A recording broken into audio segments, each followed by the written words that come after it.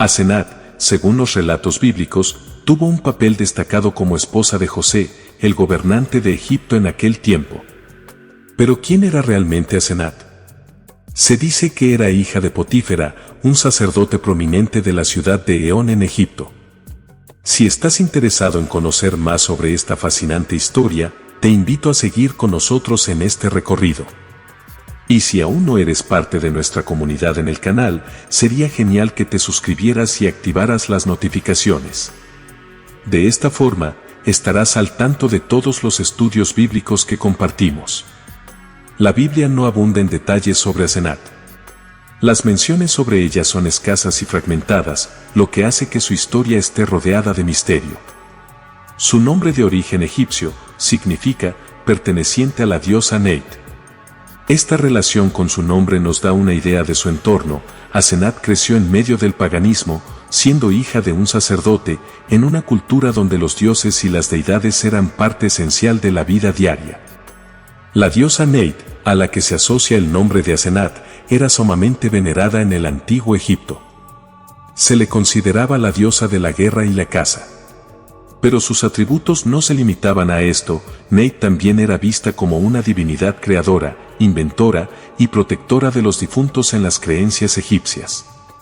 Según los mitos, se creía que Neit había creado tanto a dioses como a seres humanos, y se le atribuía, entre otras cosas, la invención del tejido. Asenat, creciendo en este contexto, gozaba de un estatus elevado, pues ser hija de un sacerdote en Egipto era un honor. Los sacerdotes eran vistos como intermediarios entre los dioses y el pueblo, y también como representantes del faraón. Eran una especie de enlace entre lo divino y lo terrenal. Además, el nombre de su padre, Potífera, nos da otra pista sobre su ascendencia, ya que podría estar relacionado con el dios Ra, una deidad solar que era de las más importantes en la cultura egipcia.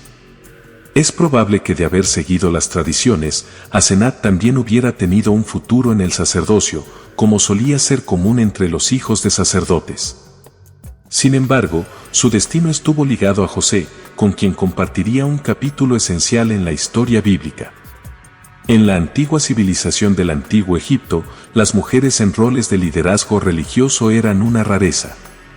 Aunque hemos aprendido sobre el prestigioso papel del padre de Asenat como sacerdote en el templo de la ciudad de Han, no hay registros o evidencias que sugieran que Asenat siguió sus pasos y asumió un papel sacerdotal. La ciudad de Han, renombrada como Heliópolis por los griegos, no era solo una ciudad cualquiera. Estaba estratégicamente ubicada a solo 10 kilómetros de lo que hoy conocemos como el bullicioso Cairo moderno.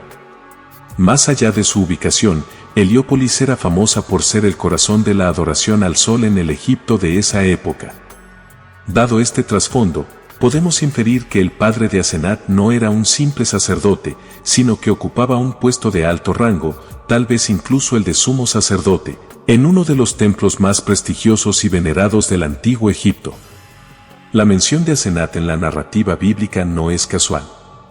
Está intrínsecamente ligada a su matrimonio con José, el famoso hijo de Jacob. Pero este matrimonio no fue un evento aleatorio. Se enmarca en un periodo crucial de la historia, cuando José, con su don para interpretar sueños, previó una hambruna inminente y fue elevado al rango de gobernante de Egipto.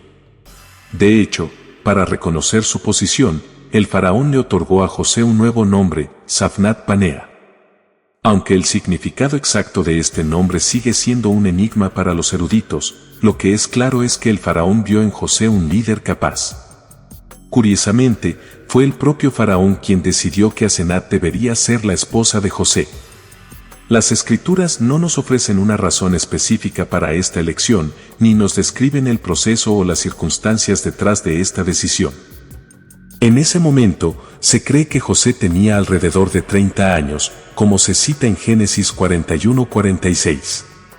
Y según los registros bíblicos, Asenat fue la única mujer con la que José se casó. En los años de prosperidad que siguieron en Egipto, Asenat y José se convirtieron en padres de 2 hijos. El primogénito fue nombrado Manasés, que puede traducirse como el que hace olvidar. José, reflexionando sobre los desafíos y pruebas de su vida, dijo: Dios me ha hecho olvidar todo mi trabajo y toda la casa de mi padre. Su segundo hijo fue llamado Efraín, un nombre que simboliza prosperidad. Nuevamente, José brindó una explicación para este nombre, diciendo que Dios lo había bendecido en su lugar de adversidad. Ambos hijos, Manasés y Efraín, desempeñarían roles cruciales en la historia de Israel. Jacob, el abuelo de los niños, les dio una bendición especial, otorgando una doble herencia. En un giro sorprendente, el más joven, Efraín, recibió la bendición principal, pese a los intentos de José de que fuera para Manasés. Jacob predijo que aunque ambos serían grandes, Efraín superaría a Manasés en influencia y tamaño. Esta profecía se cumplió en las generaciones siguientes, con la tribu de Efraín destacándose entre las tribus del norte de Israel. Pero como muchas figuras en la Biblia, la vida completa de Asenat está envuelta en misterio. Aunque desempeñó un papel crucial en la historia bíblica, la información sobre sus últimos días y su muerte sigue siendo desconocida para nosotros. Mientras que la vida de muchos personajes bíblicos se detalla ampliamente en las Escrituras, hay otros cuya historia se menciona de forma más tangencial, dejando mucho espacio para la interpretación y especulación. Asenat, la esposa de José, es uno de esos personajes. Aunque no se sabe mucho de ella, está claro que vivió en Egipto a lo largo de su vida, junto a José. El hecho de que un hebreo, descendiente directo de figuras tan destacadas como Jacob, Isaac y Abraham, estuviera casado con la hija de un sacerdote prominente de la religión egipcia ciertamente alimenta la curiosidad y la imaginación. Es precisamente este tipo de vacíos en las narrativas bíblicas lo que ha llevado a la aparición de varias leyendas judías que intentan proporcionar detalles adicionales o interpretaciones sobre estos personajes. Una leyenda ampliamente reconocida sugiere que Asenat, al casarse con José, dejó atrás sus creencias paganas y abrazó la fe en el Dios de Israel. Considerando la influencia y el impacto que José tuvo en Egipto, no es descabellado pensar que pudo haber influenciado las creencias religiosas de las personas cercanas a él, incluida su esposa. Sin embargo, como muchas leyendas, carece de pruebas concretas. Un intento más estructurado de llenar los huecos de esta historia se encuentra en el libro apócrifo titulado José y Asenat. Esta obra, aunque no es considerada canónica, proporciona una narrativa detallada, casi de cuento de hadas, sobre cómo José y Asenat se conocieron y se enamoraron. Se cree que fue escrito en Alejandría, en un momento en que la diáspora judía se encontraba en medio del mundo helenístico. La historia está impregnada de romance, rechazo, arrepentimiento y pasión. Aunque la obra es rica en detalles, tiene un tono marcadamente diferente al de las escrituras bíblicas. Se mezclan eventos milagrosos, intrigas y deseos ocultos, como el supuesto deseo del hijo de Faraón por Asenat y sus intentos de deshacerse de José, hasta culminar con la inesperada asunción de José como líder de Egipto. A pesar de su rica narrativa, es esencial recordar que José y Asenat es en su esencia una obra de ficción. Su origen se encuentra en un intento de abordar cuestiones socioculturales de la época, como los matrimonios mixtos, y no debe ser equiparada con las escrituras bíblicas en términos de autenticidad. La única fuente verdaderamente confiable sobre Asenat es la Biblia. Cerrando este análisis sobre Asenat, sería valioso escuchar las opiniones y perspectivas de otros sobre este fascinante personaje.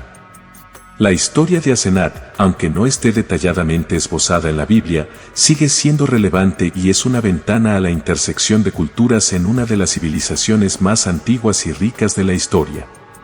Compartir, discutir y reflexionar sobre estos relatos no solo enriquece nuestro entendimiento, sino que también nos permite conectar con las raíces y tradiciones que forman parte del tejido de nuestra historia compartida.